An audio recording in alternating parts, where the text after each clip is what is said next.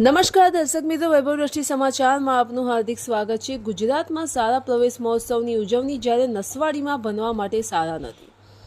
ગુજરાતમાં એક તરફ શાળા પ્રવેશ મહોત્સવની ઉજવણી કરવામાં આવી રહી છે, જ્યારે બીજી તરફ નસવાડીના કાટકોચ ગામમાં વિદ્યાર્થીઓને ભણવા માટે યોગ્ય શાળા પણ નથી। આ ગામમાં ધોરણ 1 થી 5 પ્રાથમિક શાળાના કુલ 46 વિદ્યાર્થીઓને બેસવા માટે યોગ્ય શાળા નથી।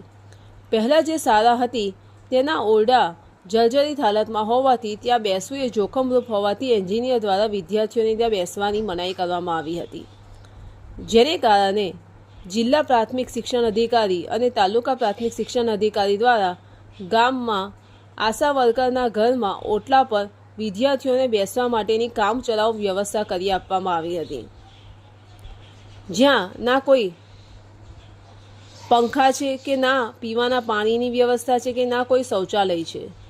46 જેટલા વિદ્યાર્થીઓના ભવિષ્યને તંત્ર દ્વારા આમ લટકતું મૂકી દેવામાં આવ્યું છે। આ કામચલાઉ વ્યવસ્થાને 1 વર્ષ ઉપર થઈ ગયું છતાં તંત્ર દ્વારા પાકી શાળાનું નિર્માણની કોઈપણ કામગીરી હજી સુધી હાથ ધરવામાં આવી નથી। ધન્યવાદ।